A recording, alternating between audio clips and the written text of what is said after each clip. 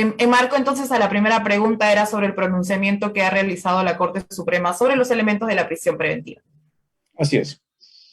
Entiendo yo que la respuesta de la Corte más importante fue el Acuerdo Plenario 1-2019. Es para mí un punto importante de quiebre respecto a los esfuerzos anteriores, las famosas resoluciones de Moquegua, Arequipa, Loreto, que creo la Corte trató de alguna manera de ir dando ciertos lineamientos a través de decisiones vinculantes.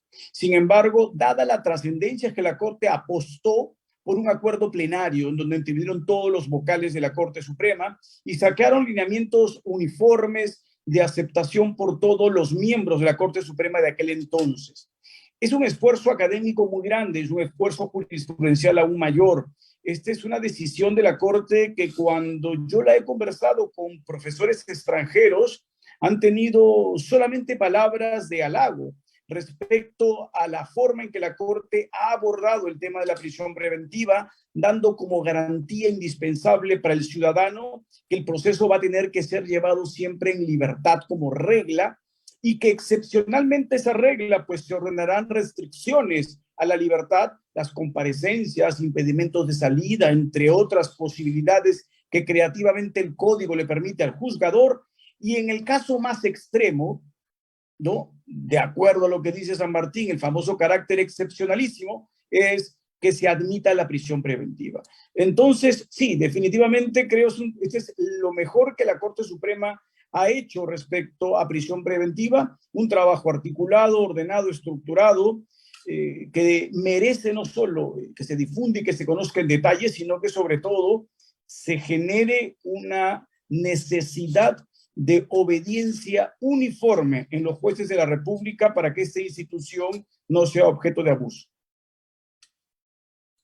Correcto, doctor. Sí, pues es evidente entonces esta necesidad para que exista esta unidad en los pronunciamientos de los jueces, ya sea de pues primera o segunda instancia. Así también el tema del cese y la variación de la prisión preventiva es un tema resaltante, importante cuando abordamos prisión preventiva como tal. ¿Cuál ha sido entonces en este caso la opinión de la Corte Suprema?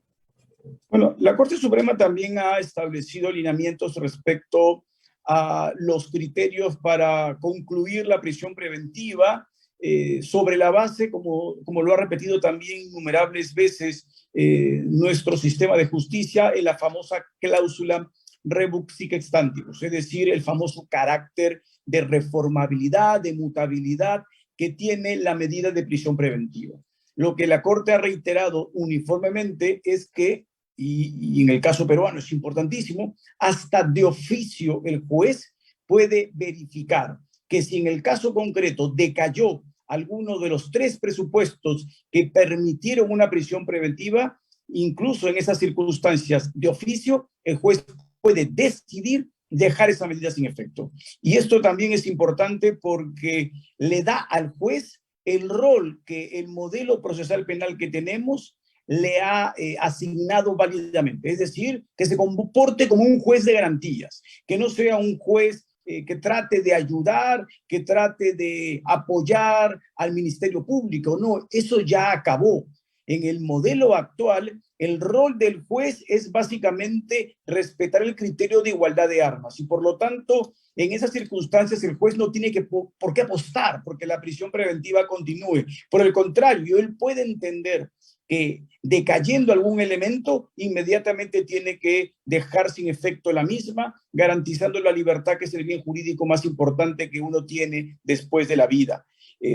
Lo que también ha dicho la Corte es que válidamente pues los pedidos de cesación de la prisión preventiva son pedidos que tienen que ser articulados bajo los mismos estándares que la Corte establece. Y la única manera para que esta prolongación de la prisión preventiva pueda subsistir es que estos elementos que fueron los que determinaron inicialmente la presencia del fumus delicti comissi, del periculum in mora y la peligrosidad de la acción no hayan decaído y por lo tanto se mantengan, existan todavía los riesgos y esto ameritaría que continúe la prisión preventiva.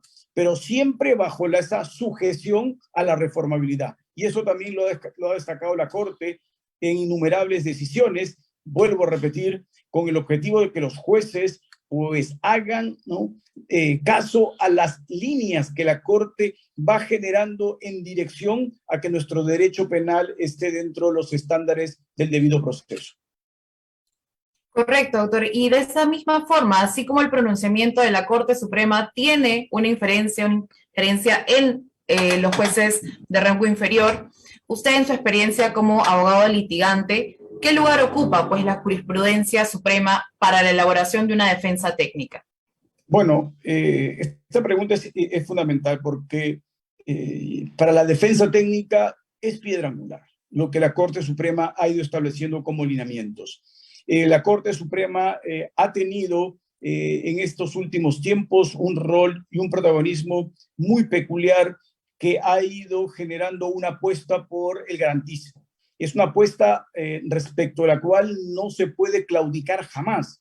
Es el aparato de justicia del Estado el que se convierte en el monstruo perseguidor del ciudadano de a pie y por lo tanto ineludiblemente la Corte se convierte en ese tipo de contexto en el escudo protector no solo del ciudadano común y corriente, no solo del imputado, sino de la colectividad en su conjunto, al establecer las características respecto a las cuales la restricción a derechos fundamentales es admisible. Y por ende, para la defensa técnica es importantísimo, porque inmediatamente la Suprema establece esas líneas, la defensa técnica las invoca en sus recursos, las invoca en las audiencias, y lo que hay que sí ser muy sincero, mi estimada Leslie, es que lamentablemente, y esto hay que recalcarlo porque ese es el objetivo de eventos como este, lamentablemente la Suprema ya está en una línea clara, una línea inquebrantable. Tristemente, nuestros jueces de primera y segunda instancia en muchísimas de esas ocasiones se apartan de lo que la Corte Suprema dice sin mayor motivación y sin mayor fundamentación, lo cual yo considero pues que en su oportunidad deberían estructurarse normas que determinen la presencia de una consecuencia jurídica en el caso de que no se respeten las líneas de las decisiones vinculantes de la Corte Suprema.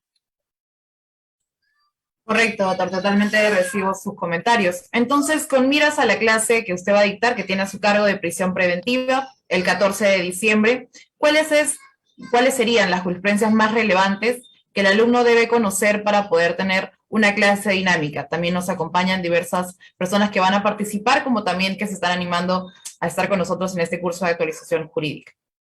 Bueno, lo primero es tener a la mano la decisión de la Corte Suprema, el Acuerdo Plenario 1-2019.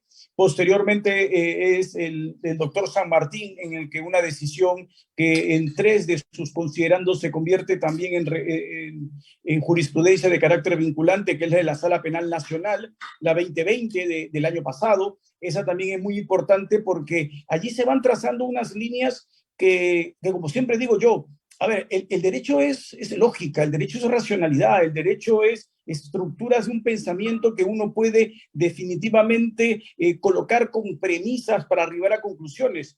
Y lo que dice esta decisión de la Corte Suprema es algo que creo yo se caída de maduro, porque en varias ocasiones uno se ha topado en audiencias en donde magistrados sin mayor tipo de racionalidad acababan diciendo pues que una persona tenía más de un domicilio y eso generaba que se debilitase el arraigo domiciliario. Esta decisión, por ejemplo, de la Corte Suprema acaba diciendo que no, eso no es así, es obviamente al revés. Si una persona tiene en esa misma localidad más de un domicilio, es que tiene mayor cantidad de arraigo, está más enraizado en ese lugar. Si no solo tiene una oficina, sino además de una oficina tiene una vivienda, si además de una vivienda tiene la oportunidad de tener pues una casa de playa, una casa de campo, o puede tener algún otro tipo de vivienda, esta persona se está definitivamente asentando con mayor profundidad en esa localidad. Y ello no significa que su arraigo, por ejemplo, domiciliario sea débil. Por el contrario, es mucho más fuerte.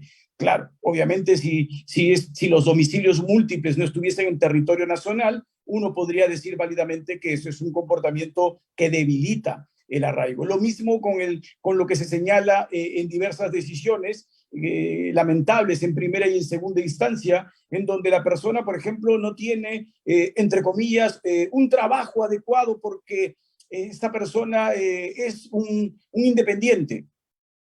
En el Perú, lamentablemente para algunos, la pandemia ha desnudado nuestra realidad, 70% de informalidad, un aproximado de casi 80% de la población de este país genera su propio trabajo. Son independientes. Y eso no significa que no tengan arraigo laboral, por el contrario, ¿no? Viven del día a día y necesitan trabajar para poder llevar el sustento a sus familias. Y por lo tanto, eso no significa que no haya arraigo laboral, sino por el contrario.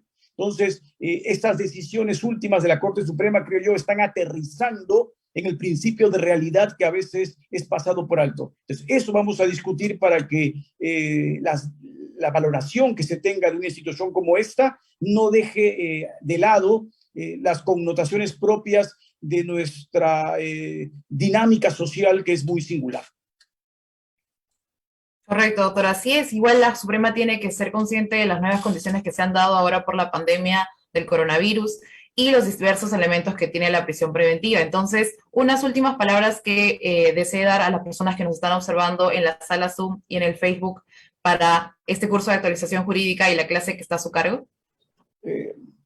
Para comenzar, agradecerle a la Escuela Garantista por tu persona, Leslie, y a Sisi Villavicencio por esta enorme y abnegada labor de difusión del pensamiento jurídico penal y tratar de generar, pues, en los interesados en el derecho, en estudiantes, profesionales, de toda índole, una necesidad de tratar de discutir y debatir. Yo siempre los invito a debatir y discutir, no a imponer criterios ni ideas.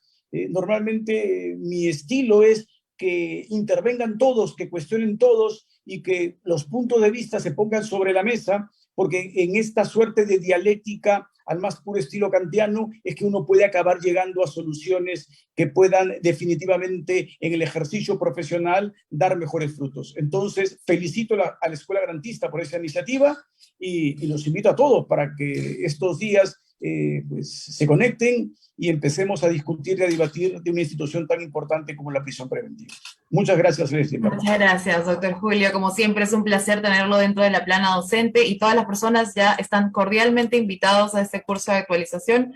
No solamente tenemos una clase de prisión preventiva, sino que también vamos a abordar con todo el panel docente que pueden observar acá, el doctor Jean Paul Tahuada, el doctor Celis Mendoza Aima, el doctor Bonifacio Meneses y el doctor Carlos Ábalos, temas como las diligencias preliminares, investigación preparatoria, la prisión preventiva a cargo del doctor Julio, evidentemente, el tema de tutela de derechos del imputado, temas probatorios y valoración y condena del absuelto. Los invitamos todos, las inscripciones están abiertas para que puedan participar y tener siempre esta discusión que es tan grata en nuestra comunidad jurídica. Ha sido un placer, doctor, conversar con usted esta tarde del martes. La pasé es todo mío, que tengan muy buenas tardes a todos. Que tengan todos muy buenas tardes.